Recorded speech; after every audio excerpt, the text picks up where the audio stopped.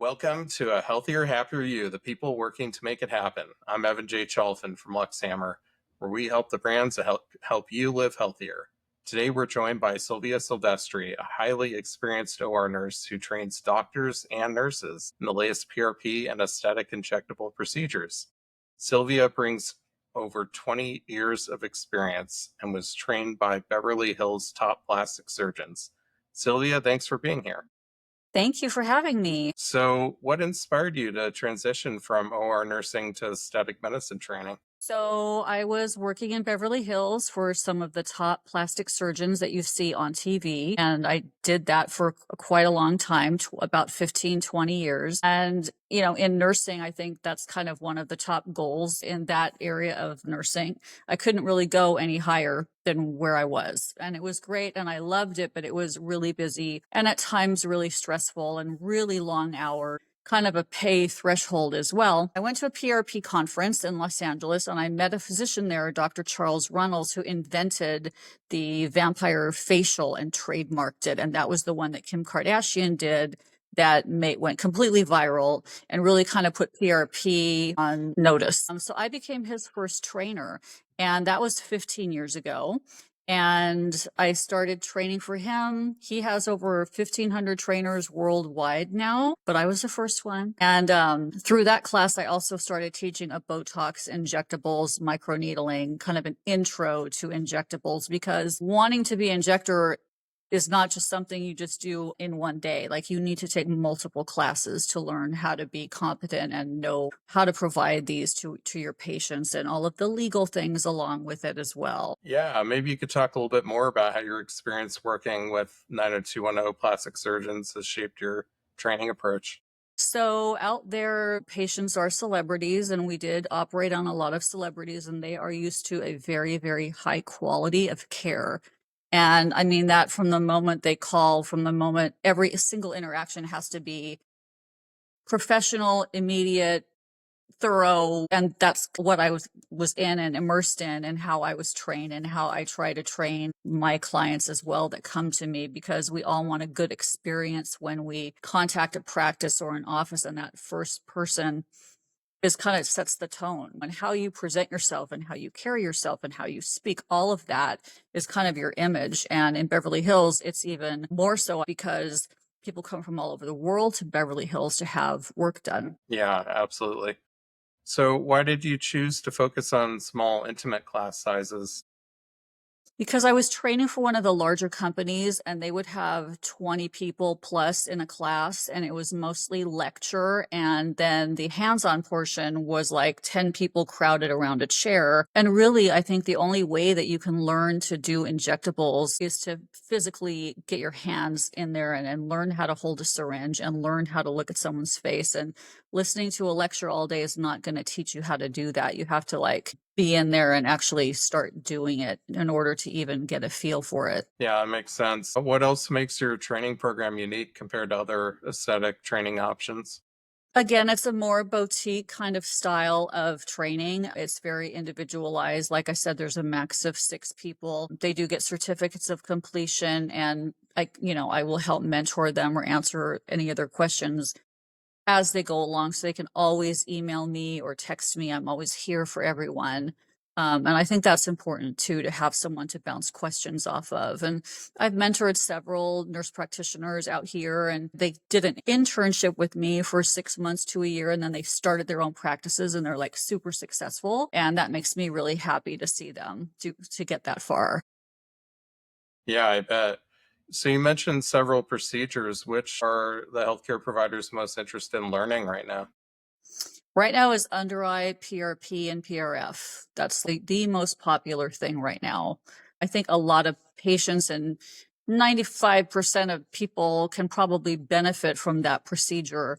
So that's probably the most popular search term right now, too. What type of healthcare provider benefits most from your training?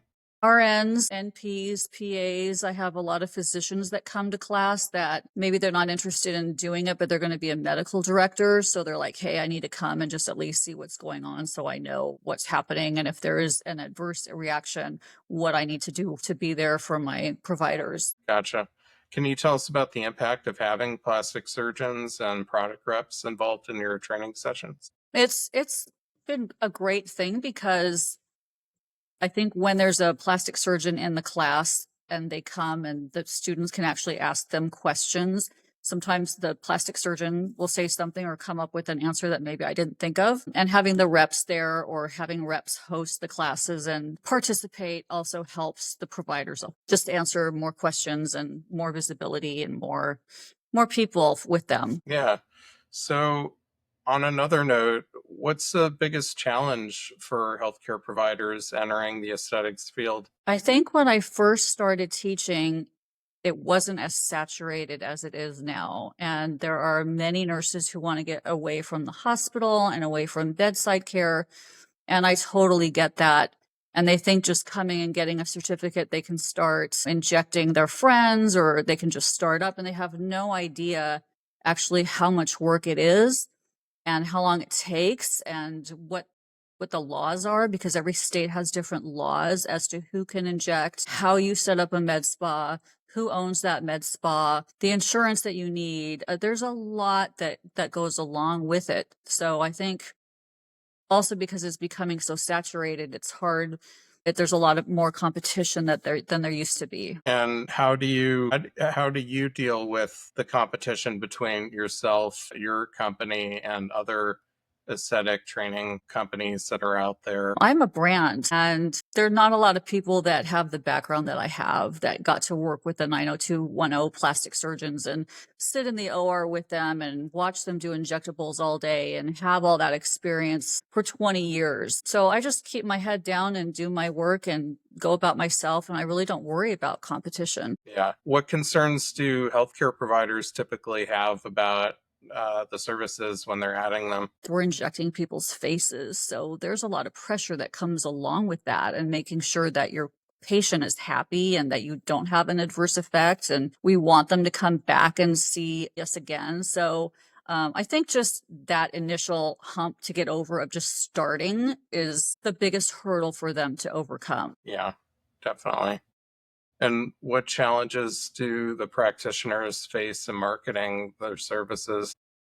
I think again, because it is so saturated, like really having your Instagram is still important, your social media, your TikTok, and not as much Facebook anymore, I would say, but your IG is still important. And if you have a website, you need a good SEO person or marketing person to help you with your site to make sure that it gets seen, because we can have a beautiful website, but if we don't have anyone doing the searches, then no one will see our beautiful website. And even doing a YouTube video is always helpful. What makes it difficult for them, I think, and what I tell them is don't offer everything at one time. I think if you establish a niche for yourself, you're going to be a lot more successful. It's like a plastic surgeon who does everything versus someone who focuses on a couple things. Like they will see you as a specialist for that thing. So I think people get overwhelmed because they think they need to offer Botox, fillers, PRP, microneedling, all the different fillers and all these things. And I'm like, start with like 2 things, figure out what you like doing, and then focus on those things first before you dilute yourself into everyone else and what everyone else is doing. Yeah, that makes sense to niche down for Mhm. sure. Yeah. So I'm curious, what are your plans for expanding your training programs in 2025? My plans are to just keep my classes full. I do a lot of PRP and PRF training, and I'm branching off and doing not aesthetic related, but I'm doing a PRP for equines because I ride horses and my passion is horseback riding. So we're doing that. It's kind of an offshoot, and it's not for humans, it's for animals. So it's veterinary PRP. So that's kind of a little side project that I've been working on. That's really interesting. Could you maybe talk a little bit more about that? Yeah, so performance horses, whether they are thoroughbred racers or dressage or hunter jumpers or show jumping, all those horses get a lot of PRP. Whenever they have like a soft tissue injury, like a tendon or a suspensory ligament or anything, they're getting PRP, and there are not a lot of PRP companies out there for equines, and the ones that are really expensive. With my background in nursing and having been teaching for so long, It would be a good something else to offer to our vets and to our customers, to their customers, that may be a little bit more affordable. It's also FDA approved, so we already have that. And we're already doing it on humans. It's just because it'll be a fun little diversion, I think. What's your approach to introducing advanced procedures like you mentioned the vampire series? I think that once people have been injecting for 6 months and they're more comfortable with doing, like, say, toxin and some basic things, then they can start offering some of the more advanced procedures like O shot, P shot, things like that. I teach my classes and I teach them how with lidocaine nerve blocks, and sometimes physicians know how to do them, sometimes they don't. But they're a little bit more advanced. So I would say once you're got your feet wet, then come back. And I have a lot of repeat people come back and take the other class after they've taken the first introductory class. Very cool. What would you say is working best in your certification programs? So Dr. Runnels, who invented a lot of the PRP procedures, has a lot of training videos for them, and I work in conjunction with him. And so once they come to class, they have access to over 500 training videos, and they can continue watching them, and everything they need, the consents, all the information, where to order things from, pre and post instructions. They get provided with all of that, as well as certificates from him, which help them when they go to their malpractice company. Those malpractices companies actually acknowledge the certificates from Dr. Runnell. So that's a really important part, because sometimes you have people that don't want to come to class and just want to do their own version, and they don't do any training, and then we don't know what they're doing. And then that's when you run into adverse reactions. Yeah. Is that part of the support that you provide after the training is complete? They have access to the Yes, videos. Cool. Awesome. Well, I'm sure that's really helpful it is. for those I think folks. so. That's cool. So what emerging trends in aesthetic medicine are you excited about most? I think I wrote a blog about this at the beginning of the year, but I think the trend now is getting rid of your breast implants, getting rid of your BBLs, deflating your fillers or dissolving your fillers, no more overfilled lips. And people are just wanting a more natural look. And I think with Ozempic and people losing a lot of weight now, everyone wants to be thin again and like kind of muscular, and having a booty and having breasts is kind of like now kind of turned around. Now we're back into kind of like a thinner version that's aesthetically the most pleasing. And how do you see aesthetic training evolving in the next few years? I think it's just going to continue and get busier as more people get into the field, and there are always new products that come out, new lasers, new modalities, new things. Right now it's PRF, which is platelet-rich fibrin, or biofiller. That's easy gel. Those are like really popular right now. So I think it's always, even in economic downturns, like it's always busy. Yeah, what opportunities are you seeing in the PRP and biofiller space? I offer training on, like I said, I have my class and I have a separate biofiller class where they learn how to basically make it, because it's a little bit more involved. You have to heat it and cool it and prepare it and all of that stuff. So it's a little bit more involved, but that's a separate class that I teach on a different day. So are there industry changes that providers should be preparing for? I know that in Texas, they're changing their laws as far as injectors, because they had a lot more lax laws about who could inject in Texas. Like I said, every state is different.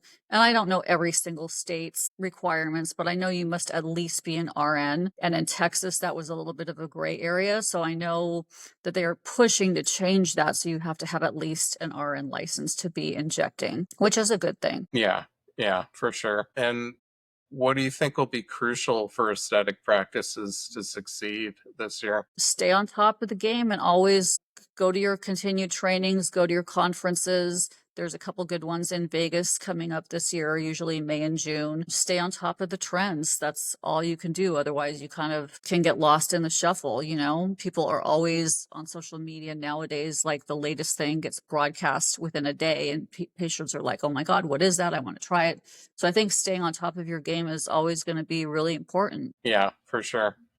So, what would make 2025 a successful year for Beverly Hills RN? Just my classes being full and being able to mentor and help as many people as I can get started and start up a practice or a clinic and help them be successful. Yeah, well, that sounds great. I hope that all happens for you, and Thank you. you have a great year. Thank you. Absolutely. Well, that's it for today's episode of Healthier, Happier You, the people working to make it happen. Huge thank you to Sylvia for sharing her insights and the work Beverly Hills RN is doing to help train the next generation of aesthetic practitioners. And if you enjoyed this conversation, make sure to subscribe, leave a review, and share it with someone who could benefit. If your brand or business making an impact in health, wellness, or personal care, we'd love to help you grow. Connect with me at luxhammer.com. Thanks for listening. Until next time, stay healthy, stay happy, and keep making a difference.